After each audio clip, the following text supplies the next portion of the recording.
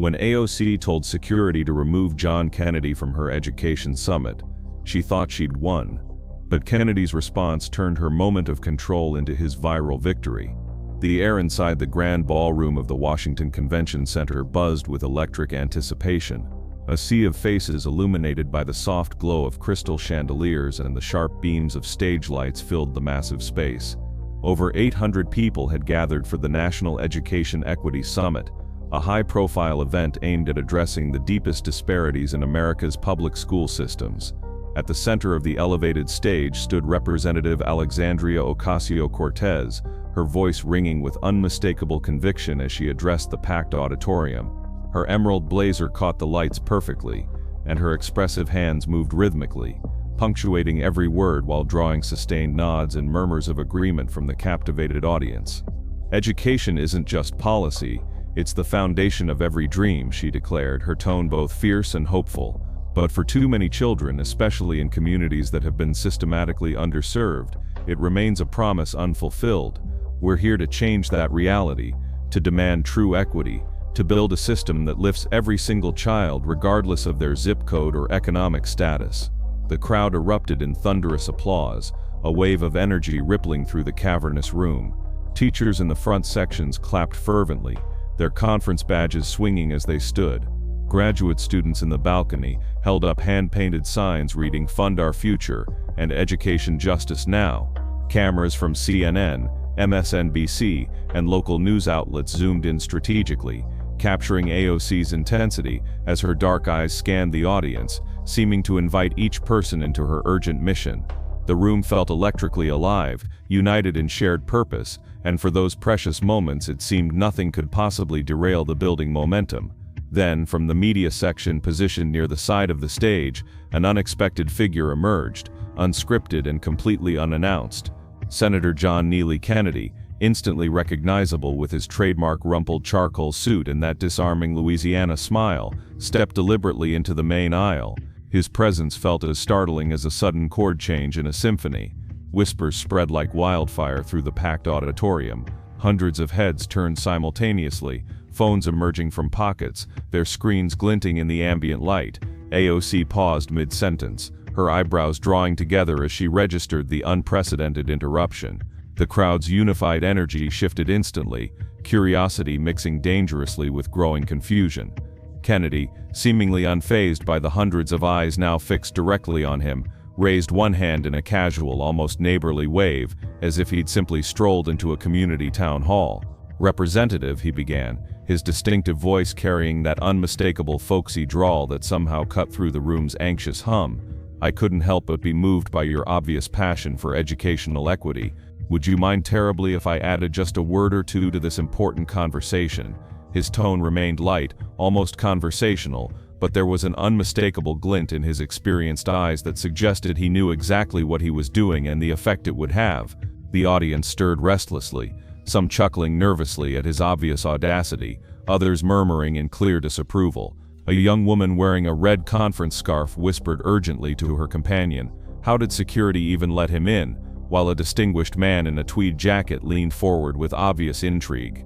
AOC's expression hardened noticeably, her lips pressing into a thin, determined line. She gripped the podium's edges, her knuckles briefly whitening before she consciously regained her trademark composure. "Senator Kennedy," she said, her voice remaining steady but now carrying an unmistakable edge of steel, "this is a carefully planned forum for constructive solutions, not political theater or surprise interruptions. You're not on today's program, and there's a proper process for participation."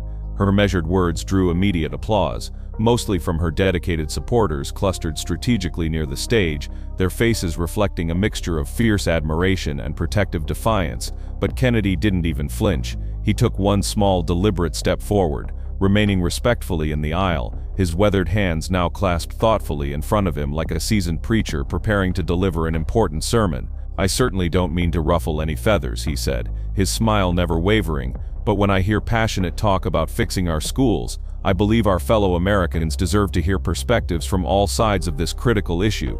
Don't you think that's fair?"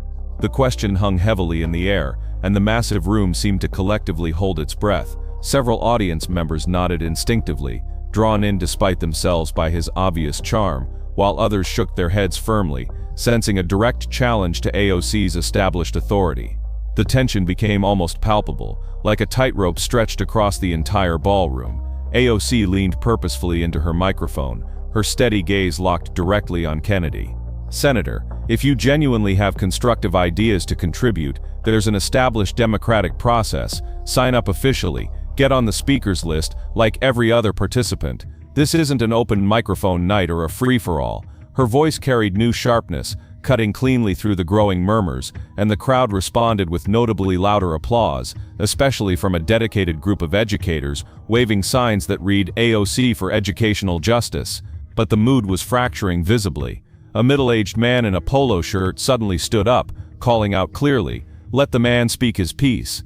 His voice was immediately challenged by a woman positioned near the stage who shouted back defiantly, "No, stick to the planned program." The room teetered dangerously on the edge of complete chaos, and AOC, recognizing the urgent need to regain control, signaled decisively to the professional security team stationed strategically at the room's perimeter. Two guards in crisp black suits moved swiftly toward Kennedy, their communication earpieces glinting under the bright lights. The crowd buzzed with heightened anticipation. Phones held high, capturing every dramatic second of the rapidly unfolding confrontation. Kennedy, standing calmly in the aisle, seemed almost amused by the approaching security officers.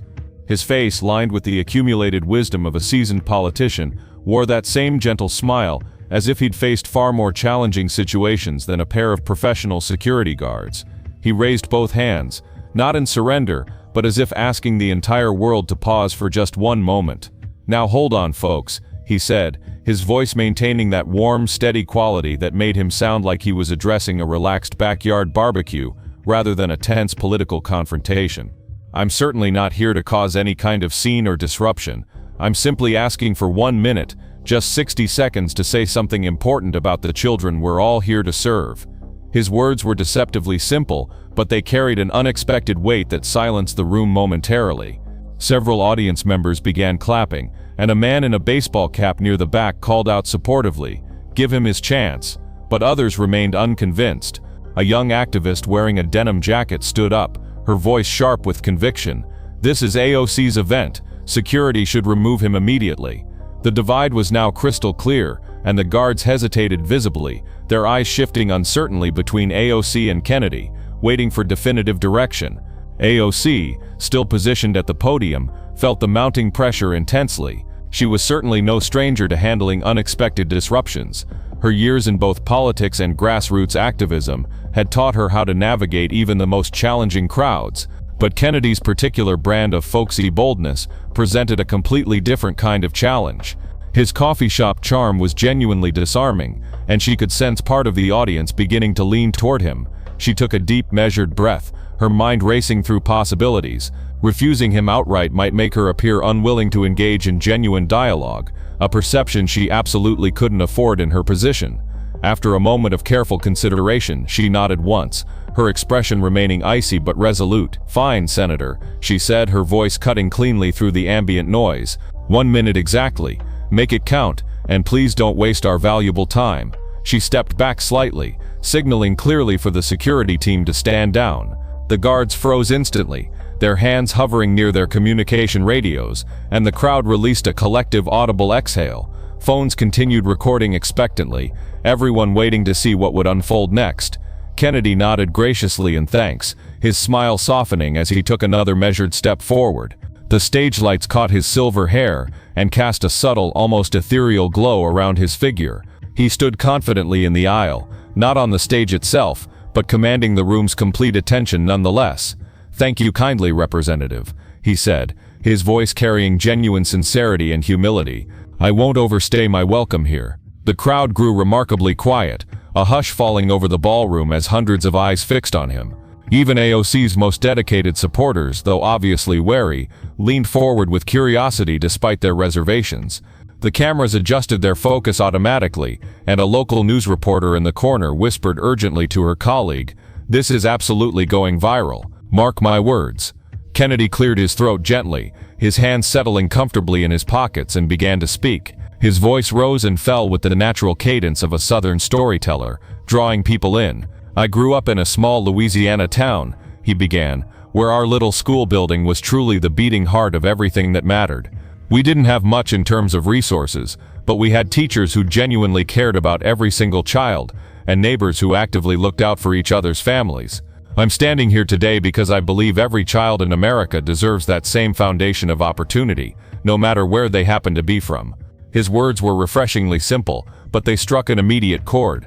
An elderly woman in a floral dress nodded approvingly, her hands clasped in her lap, while a college student in the upper balcony whispered to his friend, "He's actually pretty good at this." Kennedy continued, his tone growing more earnest and personal. "We're all gathered here for exactly the same reason, to make our schools genuinely better places of learning. But we won't get there by shutting each other out of the conversation. I'm not claiming I have all the perfect answers, but I'm humbly asking for a seat at this important table, just like all of you." He glanced respectfully at AOC, then back to the crowd, his eyes sweeping the massive room as if personally inviting everyone to join his mission. The applause started slowly, a few isolated claps from the center sections, then gradually spread and grew louder as more people joined in. Not everyone was convinced. A dedicated group near the stage sat with arms firmly crossed, their loyalty to AOC absolutely unshaken. But Kennedy had undeniably shifted the atmosphere in the room. Even some of the skeptics couldn't deny his natural charisma and apparent sincerity. AOC, watching carefully from the podium, felt the stage and the narrative slipping from her control. She maintained her composed facade, but her mind was racing strategically. Kennedy's minute wasn't just a speech, it was a calculated performance designed to win hearts and minds. She recognized that she needed to reclaim the room's attention, but the crowd's positive reaction told her it wouldn't be easy at all. A young teacher in the front row stood up, clapping enthusiastically for Kennedy, then caught herself and glanced sheepishly at AOC. The applause continued building, and a man in a business suit near the aisle called out approvingly, "That's exactly right. Let's have real dialogue." But another voice much closer to the stage countered firmly, "AOC, please continue with your important message." The room had become a living mosaic of competing opinions, and Kennedy, still standing confidently in the aisle, seemed to savor the moment, his smile subtle but unmistakably satisfied. The security guards, now relegated to the background, exchanged uncertain glances, unsure whether their involvement was needed or welcome. A reporter from a major television station typed frantically on her phone, already sensing tomorrow's headline, "Kennedy steals spotlight at AOC's Education Summit." AOC stepped back to her microphone, her voice calm but carrying new sharpness. "Thank you, Senator, for sharing your personal story," she said, choosing each word with careful precision. "But we're here to discuss concrete, actionable solutions, comprehensive funding, improved access, genuine equity initiatives, not just inspirational words and good intentions." Her core supporters clapped with renewed energy, but it was clear that Kennedy's brief strategic intervention had left an indelible mark on the room's dynamics. The crowd continued buzzing with energy, some chanting AOC, AOC, while others murmured Kennedy's name with obvious admiration. The ballroom, which had begun as a unified space with shared purpose, now felt distinctly like a battleground of competing ideas and approaches, with Kennedy's unexpected arrival serving as the crucial catalyst. He stood there calmly, hands back in his pockets, his mere presence representing a quiet but persistent challenge to AOC's established command of the room. The stage was perfectly set for what promised to be a memorable clash, not just of specific policies, but of fundamentally different leadership styles and political philosophies. And the audience, both physically present in the room and watching through countless phone screens and live streams, understood instinctively that they were witnessing something truly unforgettable unfold in real time. What happened next would define not just the summit's legacy, but demonstrate the power of authentic dialogue in an increasingly polarized political landscape. The unexpected encounter between Kennedy's folksy charm and AOC's passionate conviction had created a moment that would ripple far beyond the convention center walls, sparking conversations about education, leadership, and the art of political discourse across the nation. As the tension built and cameras continued rolling, both figures prepared for what would become one of the most watched political exchanges of the year, a moment that would teach valuable lessons about listening, conviction, and finding common ground in a divided America.